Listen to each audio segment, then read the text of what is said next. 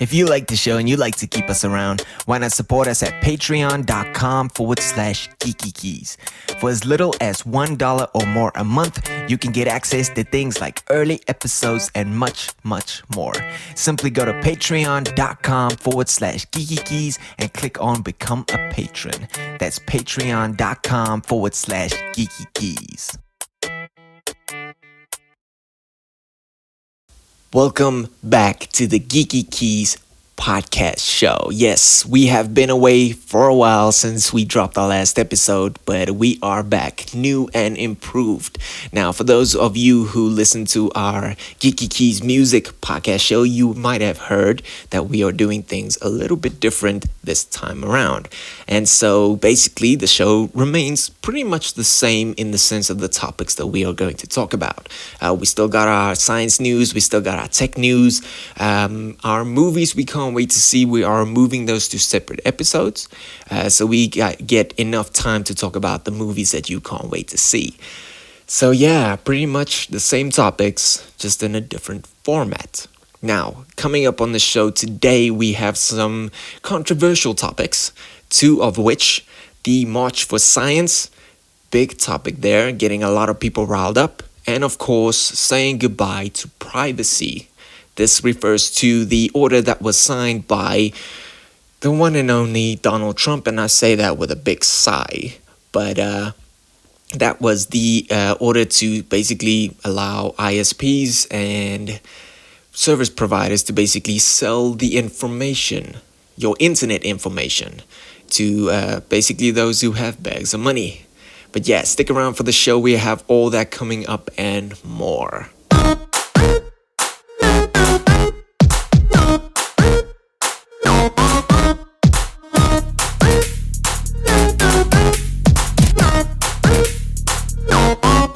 Welcome back to the Geekykeys podcast show. Now, if you are hearing noises that kind of sounds like planes taking off, yes, you will be correct. I have absolutely no idea what's going on today.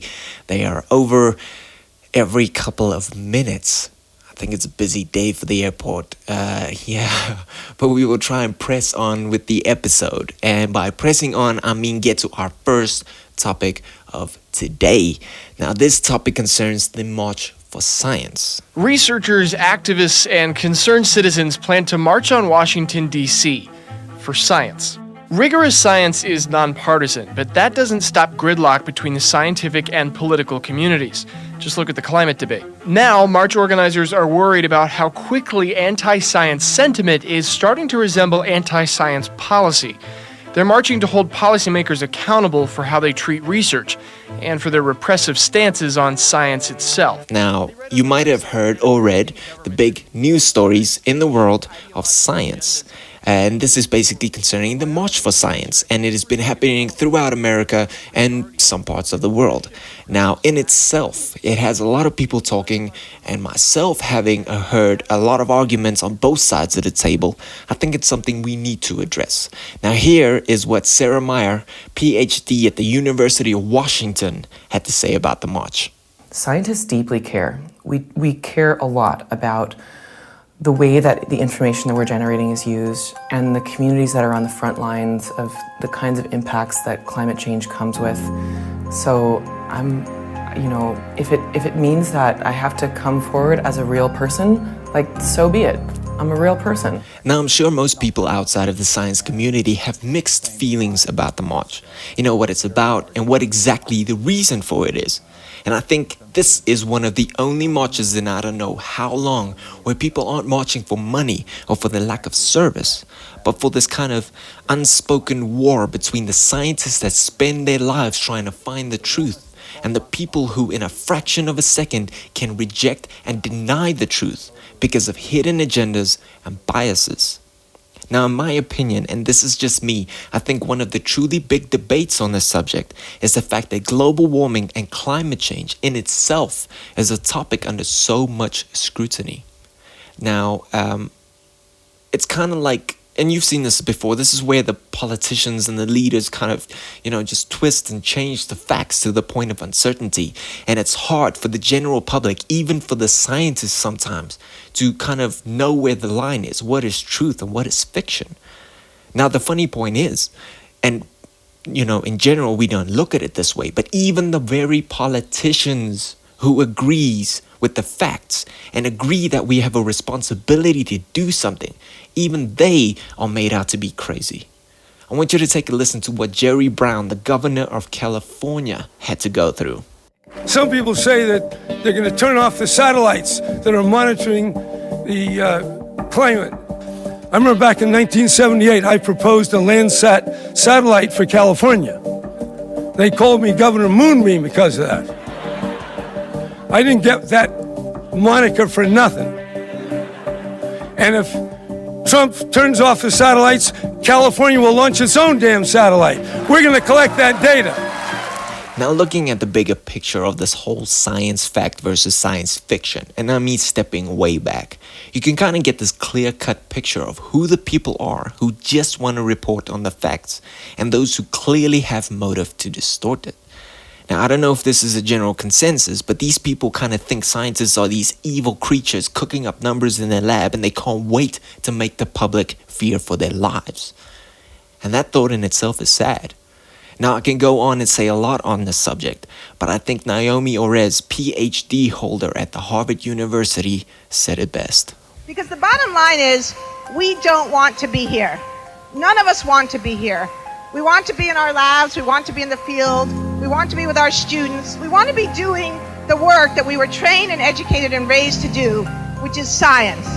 It's the work of understanding the natural world, understanding how this beautiful, amazing, and complicated world works, and using that information to make the world a better place for all of us, to make it safe, and to protect the natural environment that God or creation or the universe gave us. That's what we want to do, but we are at a moment in time, a moment in history, where we have to do something else as well, and that's stand up and be counted.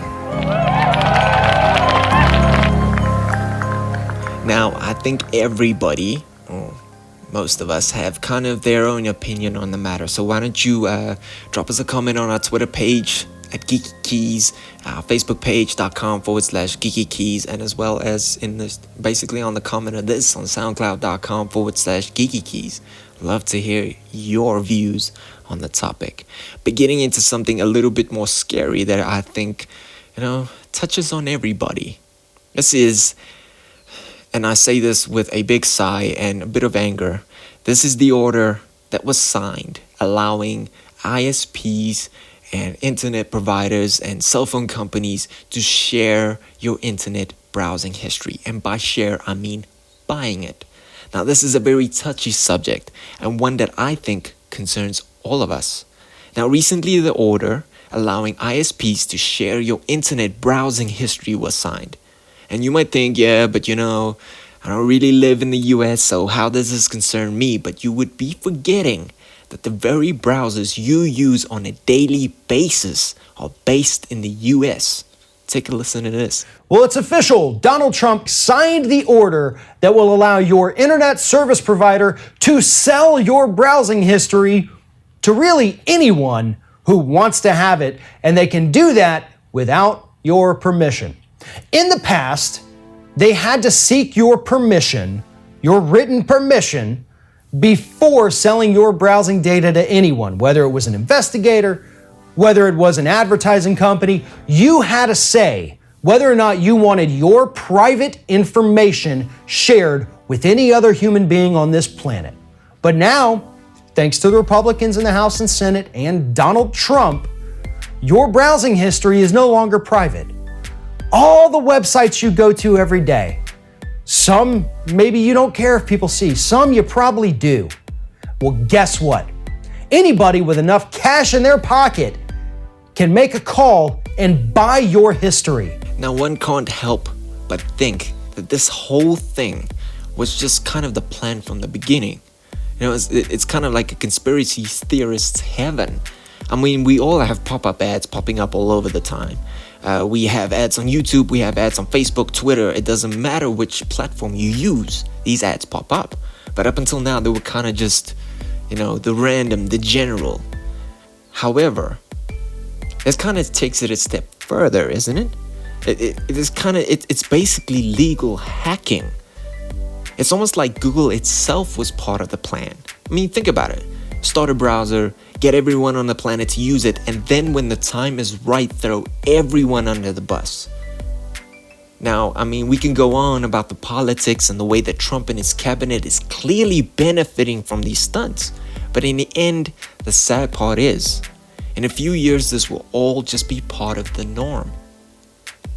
It's kind of like in a world of complete surveillance, it's not really that surprising that we are being surveilled, right? Or is this the moment in time where our children's children will look back and say, if they didn't fight for us at that point in time, we would not have our privacy rights today? I know I'm getting a little philosophical on this, but isn't that the point? Nobody thinks they're making history at the point where they're making history.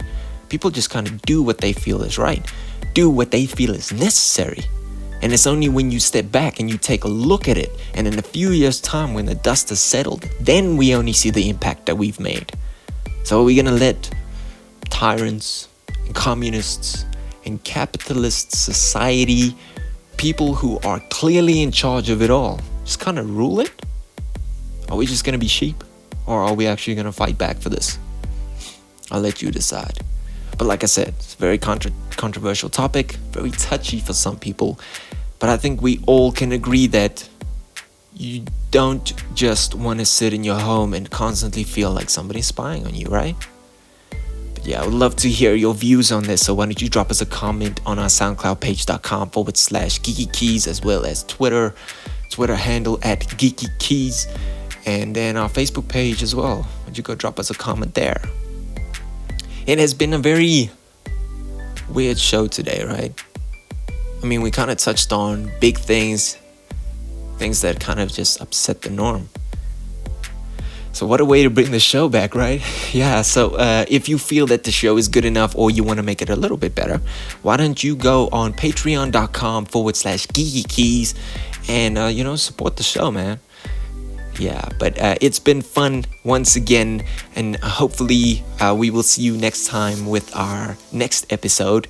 We will be bringing you hopefully something a little bit more lighter and something definitely a bit more fun. Not that I'm saying this wasn't fun, but I guess that is all up to you. But hopefully we gave you something to talk about, around the water cooler. People still say that? But yeah, anyway, hopefully we'll see you next time. Get in touch and comment, please. And see you on the flip side.